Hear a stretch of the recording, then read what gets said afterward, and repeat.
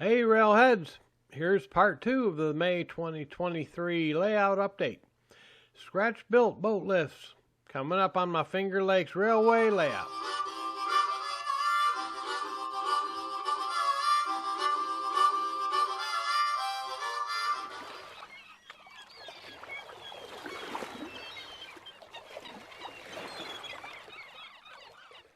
Here's the photo of Seneca Lake that I used as the prototype for the boat lifts and docks. I used evergreen number 4526 metal siding for the boat lift roofs. I had some on hand and it looked like a good fit. And notice I said roofs plural.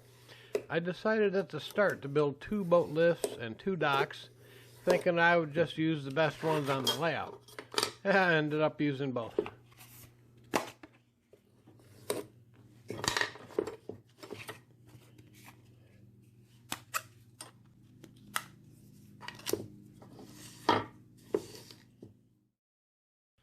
I used evergreen number 292 angle on the long edges of the roofs.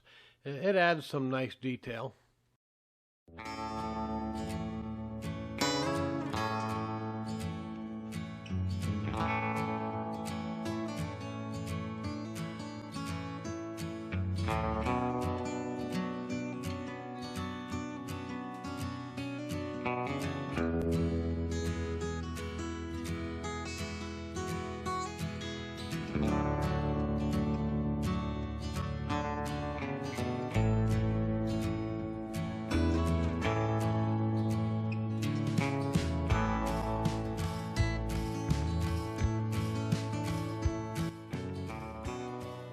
For the boat lift legs, I used evergreen number 142, which is 040 by 040.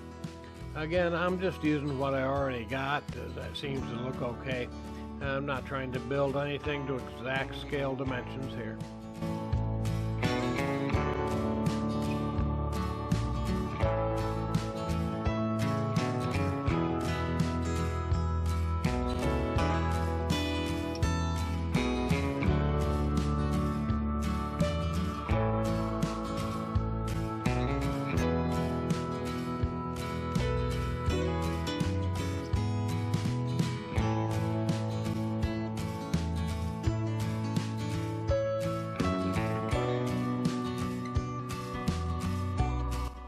Here I'm just eyeballing an angle for the legs. I'm going by the prototype photo.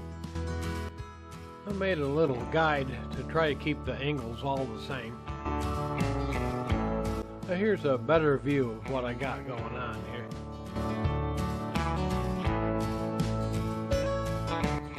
I started out with this kind of bracing for the legs, but I didn't really like the way it looked. So I decided to just do more like the prototype. You'll see some shots of that here in a minute.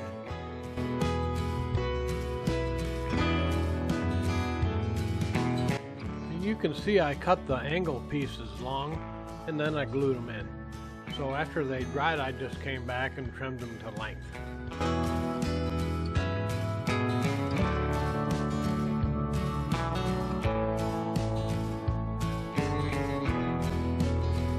So that's it for the boathouse build. A nice simple little project. And now for the paint.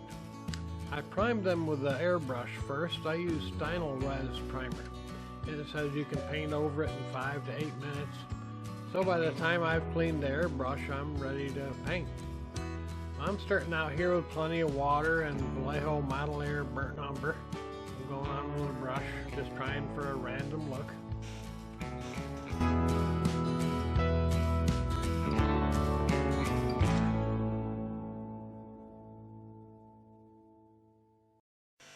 I let the acrylic dry a little while, but I didn't seal it at all. And now I'm putting a burnt umber oil wash right over top of it. And let's see what happens here.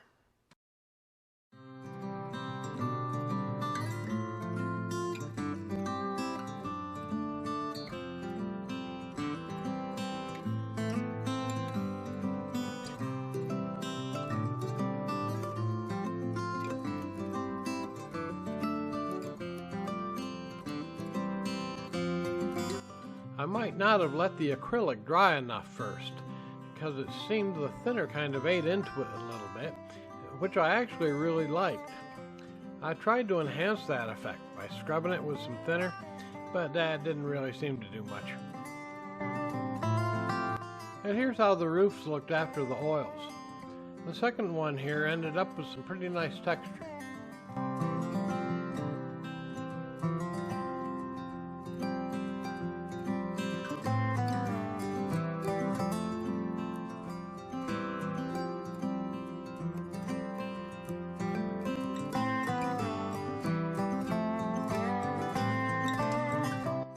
I want to try to capitalize on this texture anomaly using my AK Interactive weathering pencils.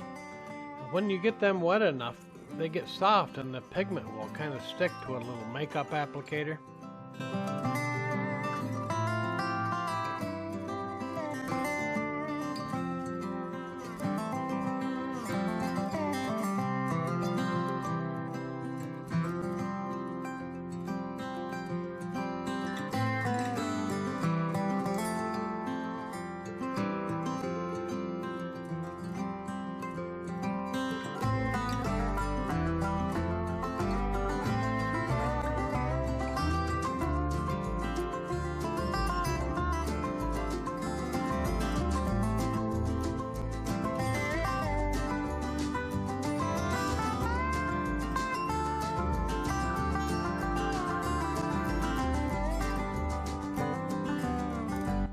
Here you can see the texture. It's kind of like rust buildup.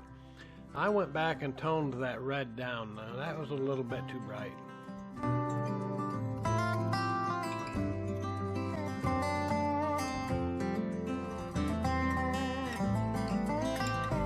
Going back to the prototype photo here, I wanted to model the cables that would support the boat.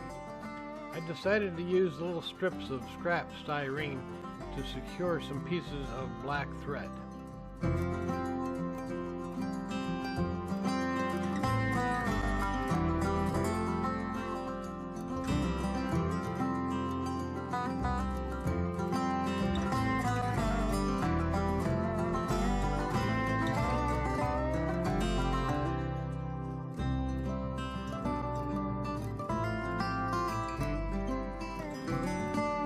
Well, this was kind of a fiddly job, but it worked out.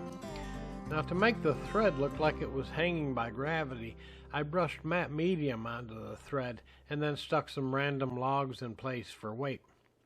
I wrapped the logs with parchment paper so I could remove them easily once the matte medium had dried.